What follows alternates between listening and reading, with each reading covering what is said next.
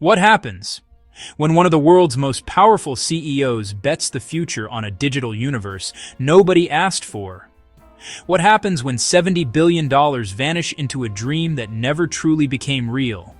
And what does it mean when the same man quietly begins to walk away from the very vision he once called the future of the internet?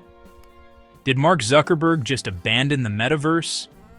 Or is this simply the beginning of something even bigger? Something he isn't telling us yet. Welcome to the channel. No matter where you live in the world, if you want deep investigative tech stories like this, make sure you subscribe. Now, let's continue. In 2021, Mark Zuckerberg didn't just rebrand Facebook, he rebranded the future. Meta, the gateway to a virtual world where people would work, play, meet, build, and spend their digital lives. He called it the successor to the mobile internet. Grayscale said the metaverse could become a trillion-dollar economy. Barbados opened a digital embassy.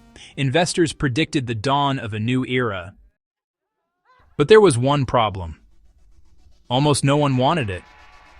In 2022, Meta's own Horizon Worlds had roughly 38 daily users. 38. For a project that burned tens of billions of dollars, created expensive headsets, and promised a revolution, the numbers looked more like the launch of a forgotten mobile game. What started as hype rapidly turned into one of the most costly miscalculations in tech history. Reality Labs, the division responsible for Meta's metaverse, lost over $70 billion since 2021. Virtual spaces were empty. Avatars were glitchy.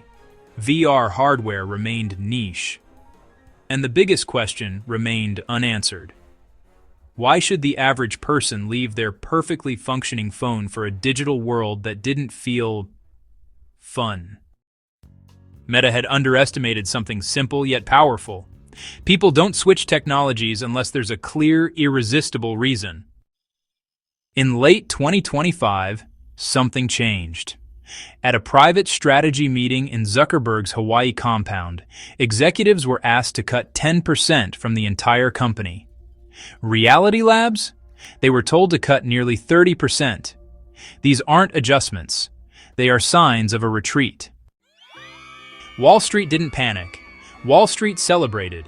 Meta's stock jumped over 4%, adding $69 billion in value, because investors had wanted this for years. They believed Zuckerberg finally accepted reality. The metaverse wasn't the future, at least, not yet. But here's the twist that almost nobody saw coming. Meta isn't killing the metaverse.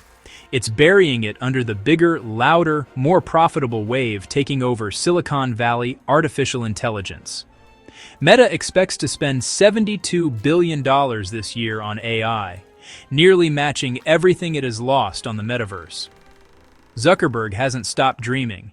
He's simply changed dreams. Across the tech world, anything that isn't related to AI is being questioned. Apple reorganized around AI. Microsoft is rethinking the economics of AI. Amazon and Google are pouring billions into data centers. Meta's pivot isn't unique, it's survival.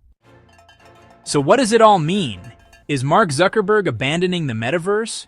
Or is he simply building the tools he needs so that the next version of the metaverse, powered by AI, not just VR, can actually work?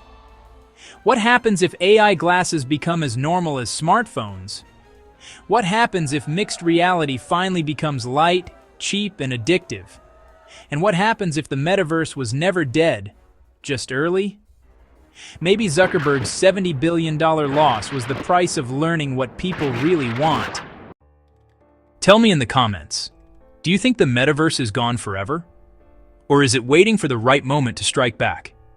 If you want deep, cinematic breakdowns of tech, AI, and Silicon Valley's biggest gambles, make sure you subscribe. Thanks for watching.